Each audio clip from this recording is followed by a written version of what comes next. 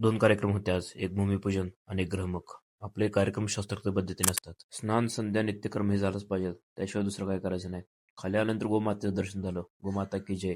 नवीन घर बांधायचं म्हणल्यानंतर सर्वात पहिल्यांदा हे भूमिपूजन केलं जातं. सर्वात पहिल्यांदा आपण भूमिपूजन केलं. नंतर आलो ग्रहमुखाला. आमच्या इथल्या खालच्या आलेला ग्रहमुख होता आज. इनामदार बडवे, विषहाडमध्ये. आधी कुठं पूजेला जायचं असेल ना, सर्वात पहिल्यांदा आपण रिसर्च करतो त्या गोष्टीवर. नंतर मग ती पूजा मांडायला घेतो. आणि विषय कसा असतो, कुठेही जरी कामाला गेलो आपण, तर जास्त वेळ वाया घालवत नाही. पटकन ज्या कामासाठी आलो ते काम करायचं.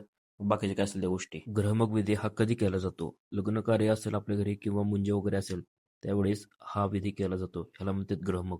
ह्यामध्ये नवग्रहांची पूजा केली जाते. तसेच गणेश पूजन केलं जातं, पुण्यवाचन केलं जातं, मातृपूजन केलं जातं आणि ईशान्य ग्रहाची पूजा केली जाते. नंतर होम हवन असतं. ह्या विधीमागे एकच उद्देश आहे की ह्या कार्यामध्ये कुठेही अडळता येऊ नये. आपल्या कुलदेवाचा आशीर्वाद, आपल्या पितरांचा आशीर्वाद, तसेच नवग्रहाची शांती ही केली जाते. म्हणून हा सगळा विधी पूर्ण केला जातो. आजचा दिवस आपला इथंच संपला. 3-3:30 वाजले पूजा संपायला. आणि आजचा व्हिडिओ तुम्हाला आवडला असेल तर लाईक करा, फॉलो करा, सबस्क्राईब करा आणि कायम सपोर्ट राहू द्या पब्लिक.